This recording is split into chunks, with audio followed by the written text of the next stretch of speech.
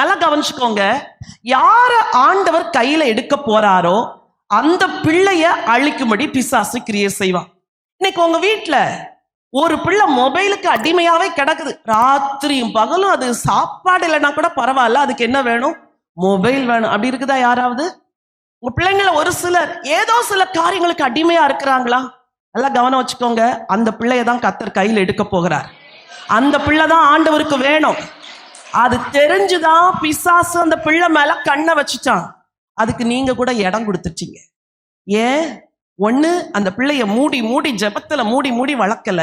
ரெண்டு, அந்த பிள்ளை கொஞ்சம் வழுவுதுன்னு தெரிஞ்ச உடனே போதிச்சு போதிச்சு அந்த பிள்ளைய திருப்பல. மதர்ஸ் சில வேளைகள்ல கேர்லெஸ்ஸா இருக்கிறதுனால யூ லூஸ் யுவர் சில்ட்ரன். உங்க பிள்ளைங்களை அந்த இள வயதுல விட்டுறீங்க. சரி, இப்ப நம்ம என்ன செய்யணும்? இந்த காலத்துல இந்த தாய், மோசையின் தாய் நாணற்பட்டியை செஞ்சு மோசை அதுல கிடத்தி நதி அருகிலே கொண்டு விட்டுட்டாங்க. கூடவே நிக்கிறதுக்கு யார அனுப்புனாங்க? மீரியாம். அவளும் ஒரு சின்ன பொண்ணுதான். அவ போய் நிக்கிறா. யங்கள், சிறுமி.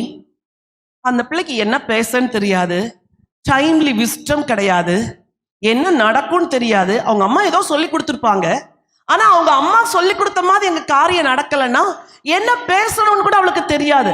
ஆனால் பிள்ளைய அனுப்பிச்சிட்டு அம்மா வீட்டுல இருந்து என்ன பண்ணிருப்பாங்களா? சொல்லுங்க. பண்ணிருப்பாங்க. உங்க பிள்ளைங்களை பரீட்சைக்கு அனுப்பிச்சிட்டு உட்காந்து வீட்டுல சீரியல் பார்க்க கூடாது. உட்காந்து முழங்கால் போட்டு ஜெபம் பண்ணணும். ஆண்டவரே, பிள்ளை பரீட்சை எழுதுதப்பா, நான் முழங்கால் போட்டு ஜெபம் பண்றேன், பிள்ளைக்கு நீங்க நல்ல ஞானத்தை தாங்க. இன்னைக்கு ஆவிக்குரிய பெண்களே, உங்களுக்கு நான் சொல்றேன், எல்லாம் மீடியா உலகமா மாறிட்டதுனால உங்களுக்கு எதனாலும் திருப்பி நீங்க எதனாலும் பார்க்கறதுக்கு உரிமை இருக்குது. ஆனா ஒன்று, நீங்க உலக பெண்கள் மாதிரி கேளிக்கை, விளையாட்டு, தேவையற்ற காரியம், நாடகம், திரைப்படம், சீரியல், ஷார்ட் பிலிம்ஸ் இதெல்லாம் பார்த்துக்கிட்டே இருந்தீங்கன்னா you will lose your anointing, you will lose your children.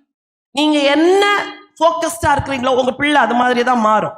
ஒரு நாள் புத்தி சொன்னா, நீங்களே பாக்குறீங்களே என்ன ஏன் கேட்குறீங்க அப்படின்னு கேட்கும்.